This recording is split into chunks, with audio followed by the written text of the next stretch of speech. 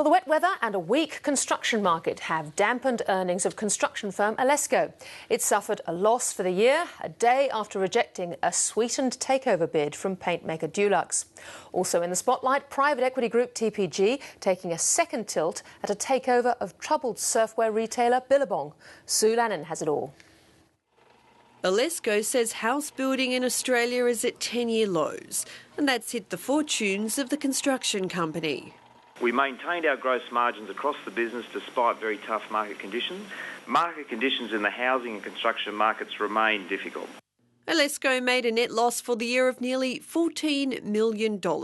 That's partly because it took a charge on the sale of unprofitable businesses. Revenue fell, but so did debt and costs. Investors get a final dividend of 15 cents a share, fully franked. This has been a real cycle down earnings period for the entire industry. Alesco will most likely achieve a fifth consecutive year of profit decline. The EBIT on the company is down 20%, revenues are down 4%. Whilst there were some signs of life within some of the divisions, unfortunately a lot of them are still under some strain. A rejected takeover bid from Dulux took the focus away from Alesco's results. The paint maker is now offering a total of $2.23 a share, but Alesco says no go. Dulux has now declared its offer final without making any genuine attempt to negotiate, and the Alesco board has no option but to reject the revised offer, given its material inadequacy. Unless Dulux decide to lift the offer again, but of course they have said this is their final offer, it looks like that the whole play will fall through.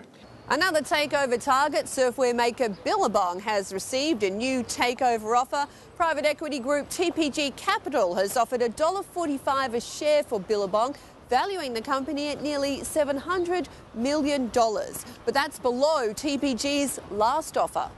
Last time around, TPG offered $3.30 a share, but that was rejected by Billabong. Billabong's share price stood at $6 a year ago.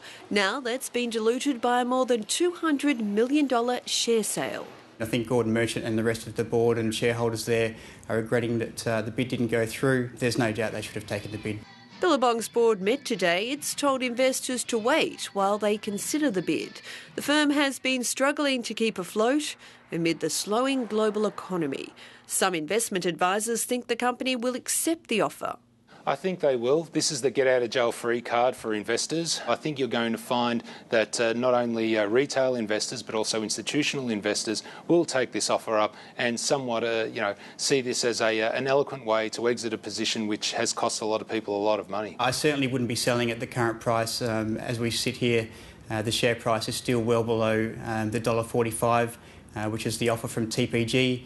We still think there's a chance another offer will come along. So if I was a shareholder, I would definitely be holding for the moment and just see what washes out.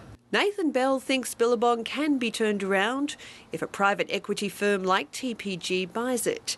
TPG bought retailer Myer and then refloated it on the stock exchange. Billabong shares jumped nearly 20% to close at $1.32.